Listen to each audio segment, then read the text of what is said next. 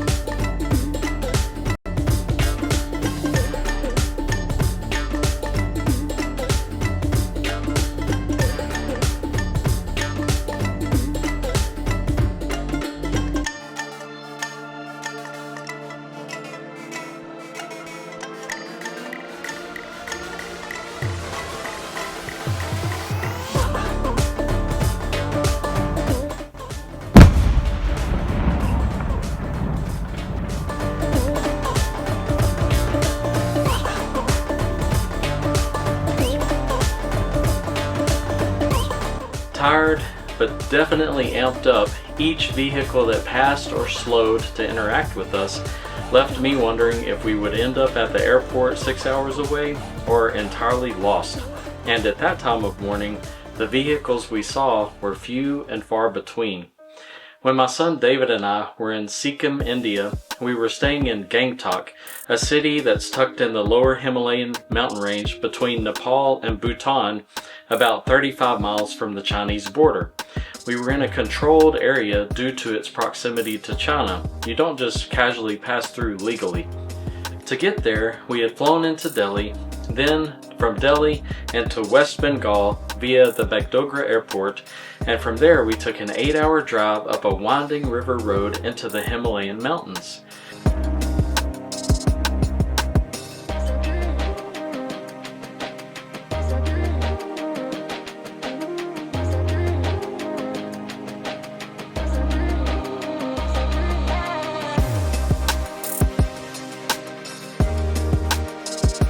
Traffic, checkpoints, elevation.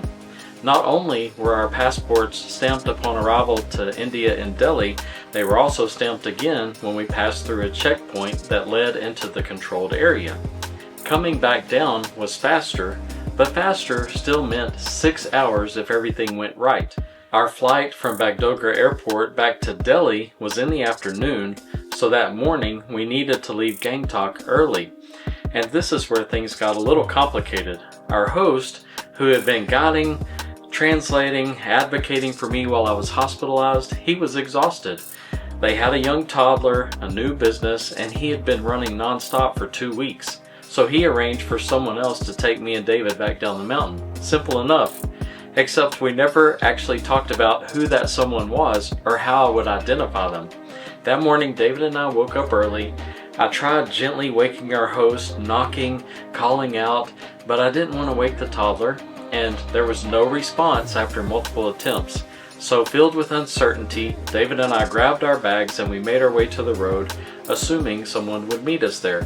It was still dark, again around 4 in the morning, and the city was completely dead. No people, no traffic, just me and David feeling awkward and out of place in the quietness and anxious about the growing possibility of missing our flight. My sickness had already caused us to miss one flight the previous week. As the minutes passed, occasionally a vehicle would slowly pass. Nope, not ours. Finally one stopped, a large truck, basically a rugged Land Cruiser style diesel. It was packed with people. They saw our luggage and assumed we must be waiting on them. We didn't really communicate, but they were convinced we were supposed to go with them. And standing there, I had one of those moments where my brain was in an open loop of confusion and unanswerable questions. Is this right? Where are they going? And what if we get in the wrong vehicle? The stakes felt really high, and I thought we were supposed to be going alone, not crammed into a vehicle full of strangers. And I couldn't shake the feeling that this wasn't quite right.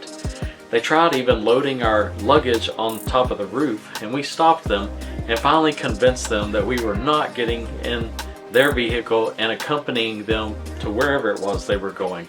They finally drove off, and suddenly it was just me and David standing there again. No plan, no phone service, no clear idea of who we were waiting for, and now more anxious than ever. The open loop of thoughts churned in my head as I wondered if I had just rejected the ride that our host had arranged for us. If that was the case, we might not make it. But if I was right, there's no telling where we would have ended up. I went back to the apartment one more time to try to wake our host. Nothing. David stayed out on the road with the bags. At this point, my anxiety was at an all-time high. As I mentioned earlier, we had already missed our flight previously because I had been sick, and that missed flight had cost us time, money, and added a lot of stress. I didn't want to miss another, and more than anything, I didn't want to make a wrong decision with my son beside me and cause him more anxiety.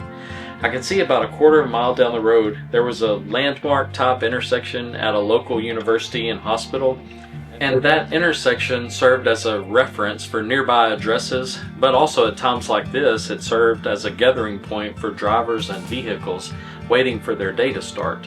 As we stood there, I had observed a couple of vehicles stop, and I could see the drivers out of their vehicles talking, and it looked like they were smoking, waiting for the day to begin. Maybe one of them was our driver, and they were waiting down there. So I left David with the bags. I walked down to see if one of those might be our ride. Again, I was unable to communicate, but it was clear that they didn't have any interest in me, and they weren't looking for any passengers at the time. About 45 minutes had passed from the appointed time of our ride, and I was really worried. I started to make my way back to David, and when I was about halfway to him, a vehicle passed me from behind, then it passed David, and just as it almost passed out of sight, it made a U-turn and came back and pulled over on the side of the road between David and me. Something about it felt possible.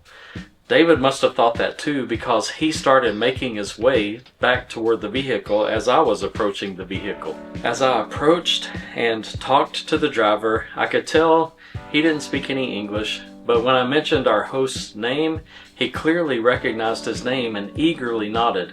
This was it. We loaded the bags, we got in, and we started down the mountain.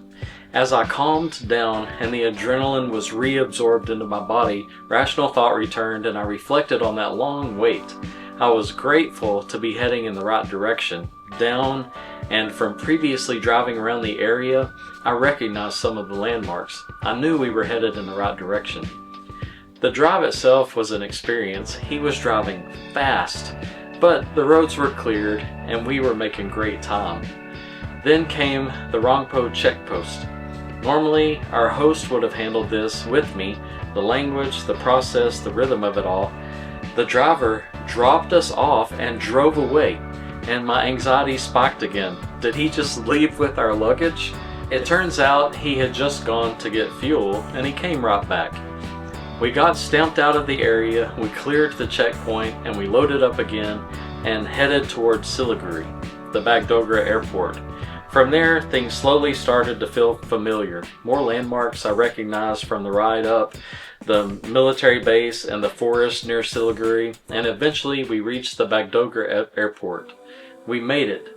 We checked in, we cleared security, and we flew back to Delhi, where we would spend another 8 hours waiting outside the airport before our international flight home. But that moment standing out on that dark road in Gangtok sticks with me, because travel has a way of testing your judgment, your patience, and your assumption about people. And over time you realize that most people aren't trying to hurt you or mislead you. They're just trying to make it through their day and do their job, often with the same incomplete information you have. That morning was highly uncomfortable. It was filled with uncertainty. It's definitely one of the top 5 travel times when I have felt extremely out of my element and anxious. But we made it. And it's one more reminder that travel doesn't just show you the world. It shows you how you respond when you don't have control, which actually happens a lot when traveling.